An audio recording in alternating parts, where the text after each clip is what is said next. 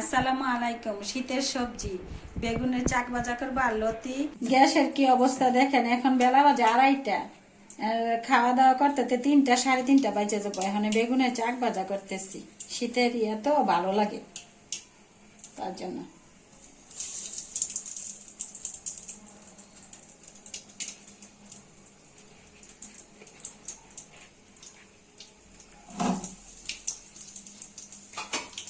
Gas কম, তার জন্য ডেকে দিচ্ছি। এই যে দেখেন চাক ভাজা হয়ে গেছে। আর এই চাক ভাজাটা বিশেষ করে আমার বড় ছেলে বেশি পছন্দ করে, ছোট ছেলেও পছন্দ করে, কিন্তু ও বেশি মাংস পছন্দ করে, এই আর কি। আর শীতের দিন আসলে আমার বড় ছেলে এগুলা ভাজার জন্য বলবে যে আম্মু এগুলা করেন, আমার খাইতে ভালো লাগে।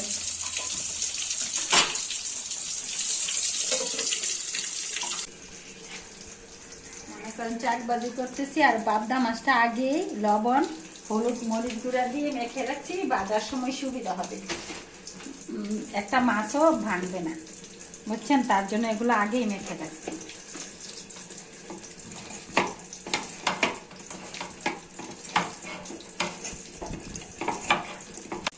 চাক ভাজু সবগুলা হয়ে গেছে। এখন গরম গরম ভাতের সাথে শুকনা মরিচ বাছতেছি। শুকনা মরিচ দিয়ে চাক ভাজি খেতে অনেক ভালো লাগবে। শীতের দিন আর কি সবচেয়ে বেশি ভালো লাগে, গরমেও ভালো লাগে, বৃষ্টির দিনে। হলুদ মরিচের মাইখা রাখছিলাম পাবদা মাছগুলো, এখন বেজে নিচ্ছি।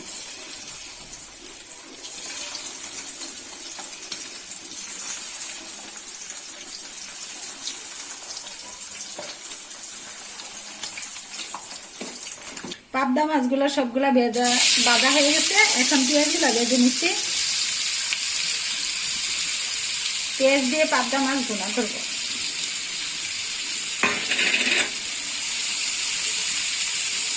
ধনিয়া পাতা কুচি করে নিতেছি, তরকারি দিব।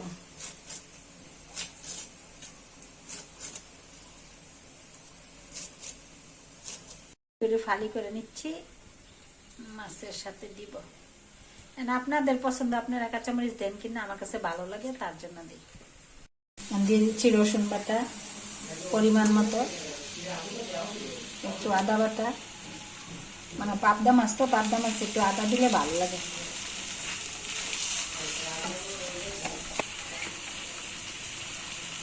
জিরার গুঁড়া,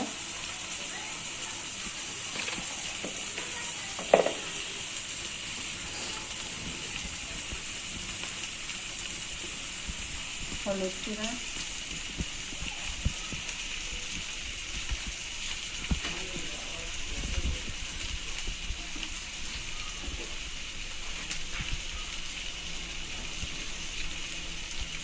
মরিচ গুঁড়া,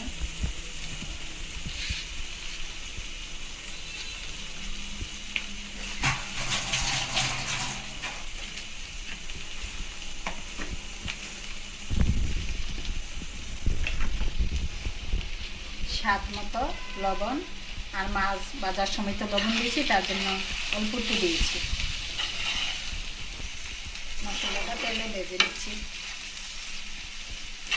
এখন পেঁয়াজগুলো ভাজা হয়ে গেছে, মশলাটা ভুনা হয়ে গেছে। এখন মাছগুলো ছেড়ে দিচ্ছি।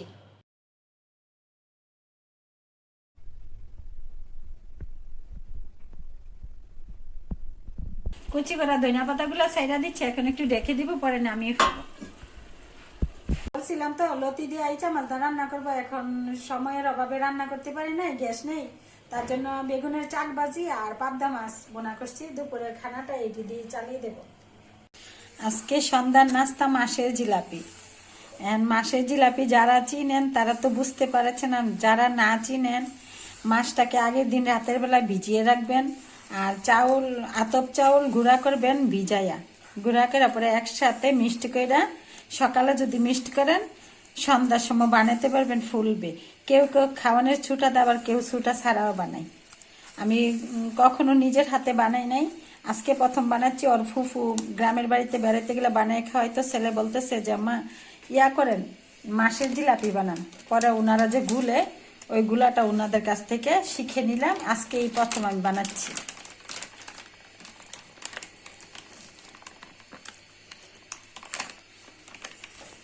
তার প্যাকেট অথবা চিপসের প্যাকেট কেটে কোনাটা ছোট একটা ছিদ্রি করে ওইটা দিয়েই বানাইতে সুবিধা হয়।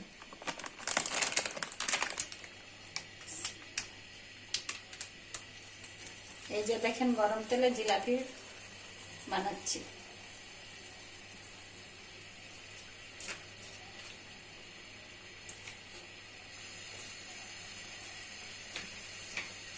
ভালো করে তেলটা গরম করতে হয়, না হয় জিলিপি ভালো হয় না।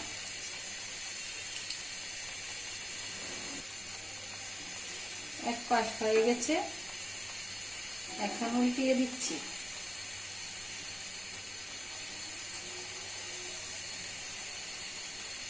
এখন ভাজা হয়ে গেছে, উঠাইয়া নিচ্ছি জিলাপিটা। এখন গুড়ের শিরার মধ্যে দিব, এই যে শিরা করে নিচ্ছি আগে।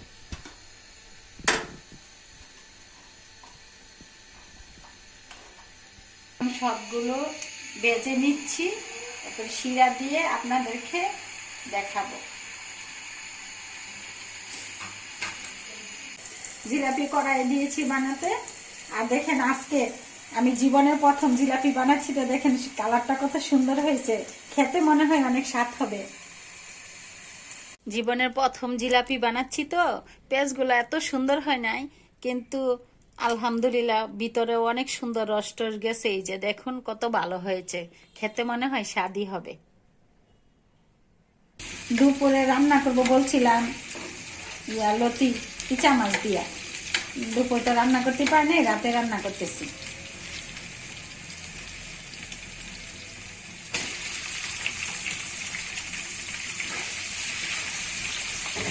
এখন পেঁয়াজটা ভাজা হওয়ার পর ইচা মাছটা দিয়ে আবার ভাজতেছি, ইচা মাছ দিয়ে দিচ্ছি।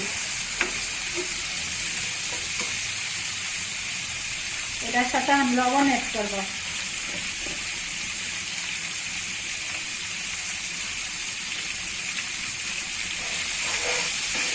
লবণ দিচ্ছি, রসুন দিলাম, তারপরে জিরার গুঁড়া,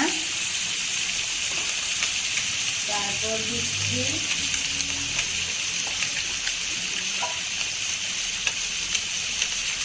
হলুদ গুঁড়া,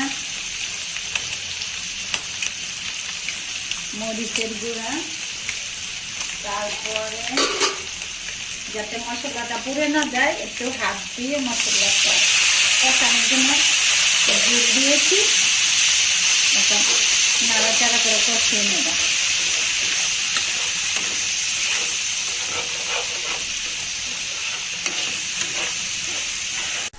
এটা মাছ দিয়ে মশলা দিয়ে একটু কষায় নিচ্ছি। আর কষায় নিলেই তরকারিটা স্বাদ হয়।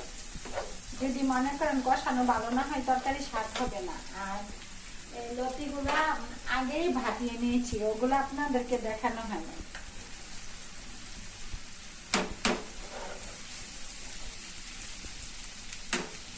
এখন লতিগুলা দিয়ে কষানো ইচা মাছ দিয়ে নেড়ে ছেড়ে ভেজে নিব। এখন লতি রান্না প্রায় হয়ে গেছে। এখানে ধনিয়া পাতা ছিটিয়ে দিচ্ছি, দিয়ে ঢেকে দিব, পরে নামিয়ে ফেলবো। আজকের মতো ভিডিও এইখানে শেষ হলো। খুদা হাফেজ, ভালো থাকবেন, সুস্থ থাকবেন।